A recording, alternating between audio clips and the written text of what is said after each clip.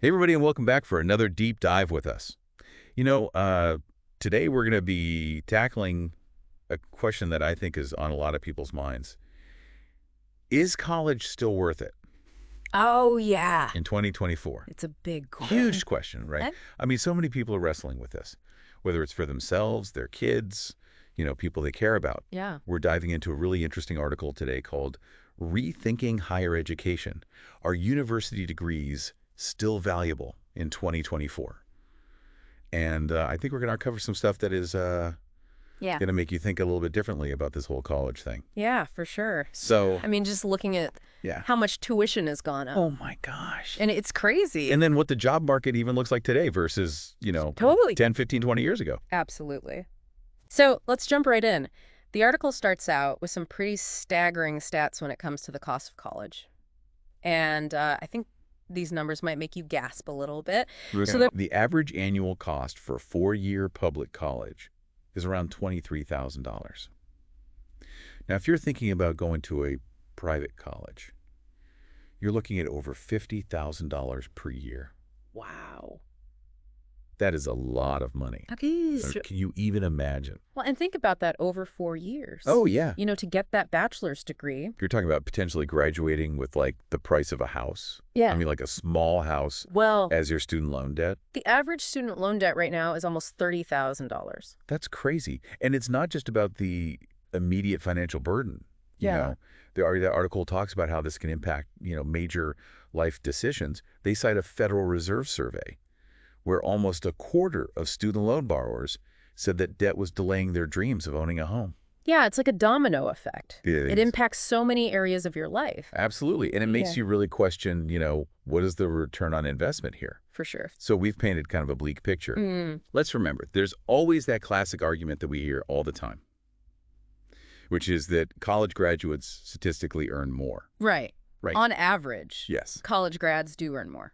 So the article pulls some data from the Bureau of Labor Statistics, and it shows that in 2022, someone with a bachelor's degree earned a median weekly salary of about $13,300, compared to someone with just a high school diploma who earned $781.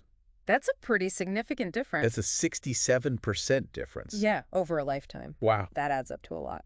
So the financial argument is still there, Right. but There's a but. there is a but. Right. I Right. mean, 67% sounds great, but that's an average.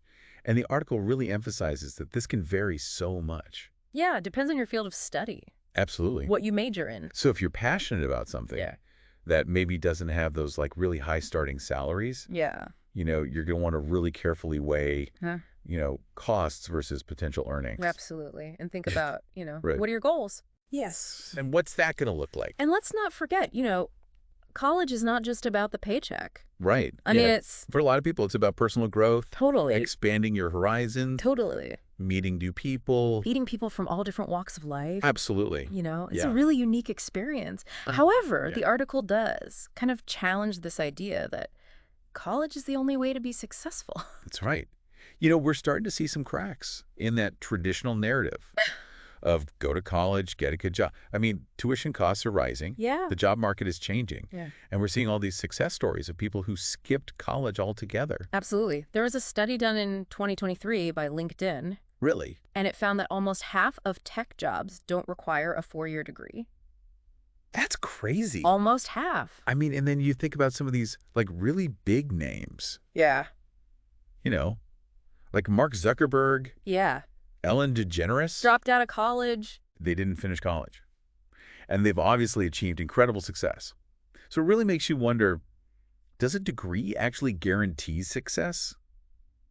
Or is it just one path Yeah. among many? Yeah. Is it becoming just one option Yeah. of many ways to be successful? Okay, so we've laid the groundwork here. We've talked about, the costs, the classic argument for going to college, Mm. and now these kind of counter arguments. So let's get down to brass tacks. The article talks about how it's so important to weigh costs versus potential earnings, especially, as college costs continue to go up. Right. It's about Really close. being realistic and So- doing your research. Absolutely. Yeah. So let's break this down with an example. Okay. Let's say the total cost for a four-year degree is about $130,000. Now, over a lifetime, your earnings could be $1 million higher compared to someone with just a high school diploma. Mm. Wait, hold on. Before you drop that knowledge bomb on us, we're going to take a quick pause. We'll be right back to dive deeper into this whole return on investment question. Okay, so we're back. And before the break, we were talking about that $1 million figure Right. over a lifetime for college grads. And I feel like there's a but coming. There is a but. Okay. That $1 million figure is. You know, it's a generalization. Okay. And it really depends on what you study, Gotcha. what your major is. Okay. So, for example, if you major in engineering, Okay. you might start out making, $80,000, $100,000 a year. Wow. But if you major in, let's say, humanities, Okay. you might be starting out closer to $40,000 or $50,000. So it's really about choosing the right major Right. for your career goal. And choosing something that you're passionate about. Yeah. Because passion and purpose can That's- really be drivers of success. I love that. Yeah. Passion and purpose.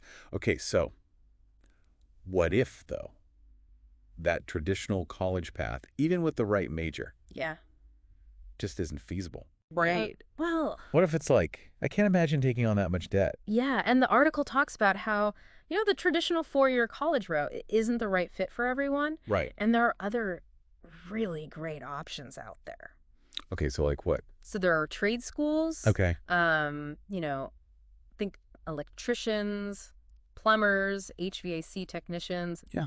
Those are jobs that are always in demand. Yeah, they are. And you don't need a four-year degree. And the cost is way lower Way lower. than a 4-year college. And then there are boot camps, Okay. especially popular in the tech industry. Yeah. They offer accelerated programs that That- usually last just a few months. Wow. And you can learn a very specific skill, Okay. like coding, data science, Okay. UX, UI Right, design, you can get into the workforce so much quicker. so much quicker. What about the cost, though? So they do cost money. Okay.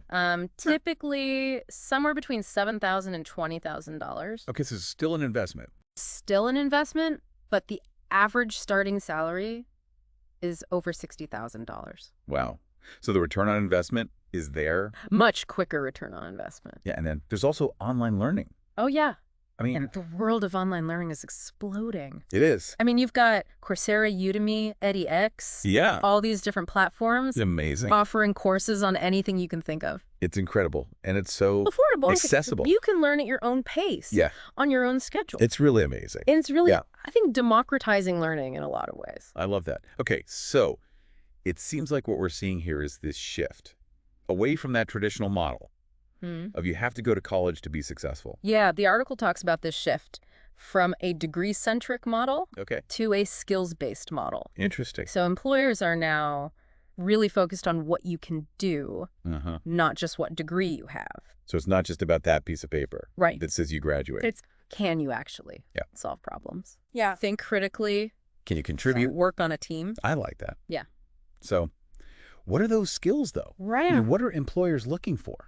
Well, we've talked about technical skills, Well, like coding, data Yeah, but- analysis, all that. data analysis, but there's also this whole other category of skills called Oh. soft skills. Soft skills. Tell me more. So soft skills are those interpersonal skills Okay. that help you, interact effectively with others, navigate challenging situations, things like communication, teamwork, problem solving, critical thinking, adaptability. It seems like those are essential for pretty much any job, We are any career, any career. any aspect of life. They're transferable, Yeah. which means they apply to any industry, That's so interesting. any role. Okay, so in a world where, technology is changing so rapidly, Right. AI is, Right. on the rise, Everywhere. these human skills are actually becoming More important. It's like the human element is Yeah. making a comeback. Absolutely. I like that. Okay, so we've established these soft skills are important, but how do you develop them? So Is it something you're born with, or can you actually learn these things? that's a great question. And some people might be predisposed to having certain soft skills, Good. but they can be developed Okay. and honed over time. So you're not stuck with Yeah. whatever you're born with. You can learn them. You can actually learn them. You can take courses. Oh, wow. You can read books, Mhm. attend workshops, Yeah. volunteer, join clubs. So it's really about being intentional. Intentional and proactive. I like that. Choose your own adventure Exactly. for personal growth. And you can start at any age. I love that. Okay, so we've talked about soft skills, but what about AI, Oh, yeah, the elephant in the room, the algorithm in the room. the algorithm in the room But I mean, it's everywhere we look, it's transforming industries. at an alarming pace. Yeah. What does this mean for the future of work? Oh, it's a big question. Yeah. And some jobs will be automated, but it's also creating new opportunities. Well, And no. so it's really about adapting and evolving. So instead of fearing AI, Hmm. we should be thinking about how to work alongside it. Exactly. Okay. It's not humans versus robots. Uh-huh. It's humans and robots Working together. working together to achieve greater outcomes. I like that framing a lot. Yeah. But it also raises the question then of what skills do we need to thrive in this world where AI is so prevalent? That's a question we're going to dive into when we come back for part 3. All right, so stay tuned, everyone. We'll be right back to explore the skills you need to thrive in the age of AI. And we're back for the final part of our deep dive. You know, before the break, we were talking about how AI is changing everything, and I'm really curious to hear your thoughts on how do we actually prepare for this future where AI is such a big part of the picture. You know, it's a question that I think everyone is grappling with. But the good news is that while AI is going to automate some jobs, it's also creating a lot of new opportunities. Okay. And so it's not really about, fearing AI or trying to compete with it. Yeah, It's about figuring out, how do we work with AI? I like that. How do we Complement. complement, not compete? Okay, so what does that look like? Well, one thing we've already talked about are those soft skills, Right. you know? The human skills. Those human skills. You know, communication, empathy, creativity, critical thinking, Yeah. things that machines aren't really that good at. Yet. Right. Right. I mean, Yeah. it's kind of reassuring to know that those human qualities are Right. still so important. Absolutely. And think about it. AI can analyze massive data sets, Right. but it can't really understand, the nuances of human emotion Right. and context, That's like right. creativity. Yeah. This makes me think about emotional intelligence. Like we hear so much about that these days in terms of leadership.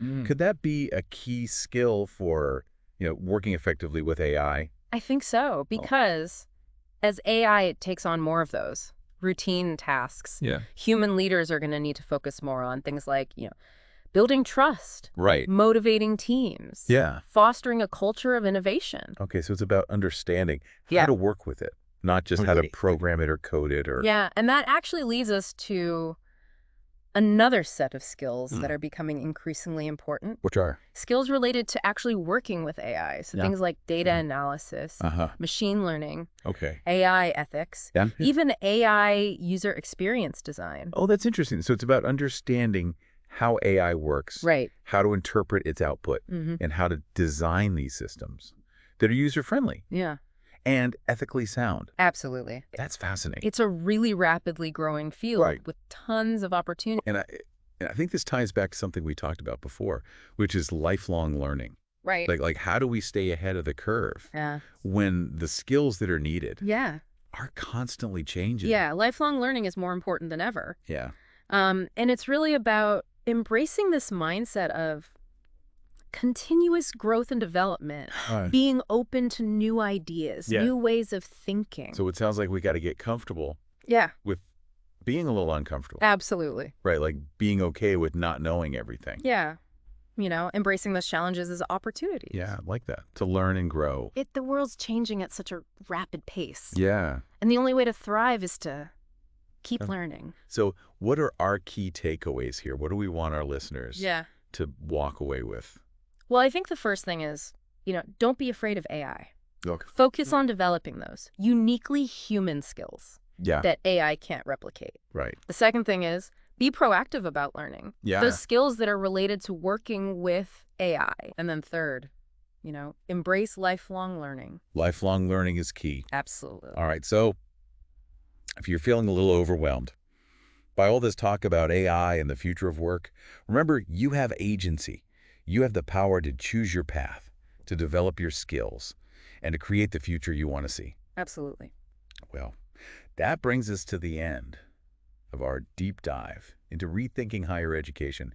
I hope this has given you some food for thought and some inspiration to chart your own course. It's been a pleasure. To all our listeners, thank you so much for joining us. Remember, keep those brains buzzing, stay curious, and never stop learning, Until next time, happy diving.